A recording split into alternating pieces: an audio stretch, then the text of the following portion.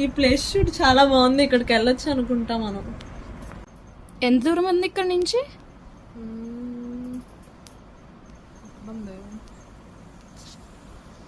Some 19 kilometers. వెళ్ళాం పదా. So అదన్నమాట సంగతి. నేను నా ఫ్రెండ్ అయితే ర్యాండమ్గా మత్స్యనారాయణ టెంపుల్కి వెళ్దాము అని ఫిక్స్ అయిపోయాము. సో ఇంకా బస్లో స్టార్ట్ అయ్యాము. బస్ వాడు 1 kilometer ముందే ఆపేస్తాడనమాట, ఉతండి కాలనీ అని చెప్పి. అక్కడి నుంచి మళ్ళీ ఆటో తీసుకొని అయితే వెళ్ళాలి. అండ్ ఆటో దిగిన తర్వాత ఇంకా స్ట్రైట్గా వెళ్ళాలి. ఇది బీచ్కి పక్కనే ఉంది కాబట్టి అంత లోపలికి అయితే ఆటో వెళ్ళదు. సో ఇంకా కాళ్ళు కడుక్కొని టెంపుల్ స్టార్టింగ్లో నిలబడి ఎంట్రన్స్ దగ్గర వ్యూ చూసాము. చాలా బాగుంది. ఆది శంకరాచార్యులు, వేదవ్యాస మహర్షుల స్టాచ్యూస్ కూడా ఉన్నాయి చుట్టూ.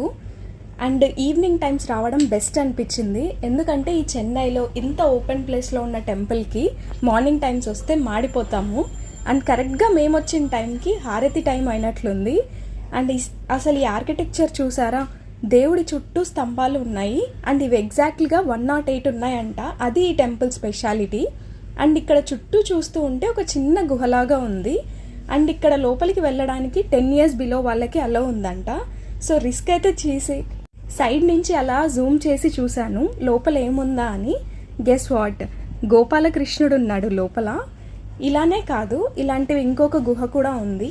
అండ్ చుట్టూ ఇలా పీస్ఫుల్గా చాలా బాగుంది ప్లేస్ మాత్రం. ఈవినింగ్ టైమ్స్ నిజంగా చాలా బెటర్. చిన్నపిల్లల దగ్గర నుంచి పెద్దవాళ్ళు కూడా వస్తున్నారు. యాక్చువల్లీ ఇక్కడ చుట్టూ నవగ్రహాలు, శివుడు, ఆంజనేయ స్వామి కూడా ఉన్నారు. సో ఇంకలా దర్శనం చేసుకొని ఇలా బయటికి వస్తే స్ట్రైట్గా ఎక్కడికి వెళ్తున్నారా అని చూస్తే ఇంకేముంటుంది, బీచ్ కదా. బీచ్ పక్కనే గుడి అని చెప్పాను కదా.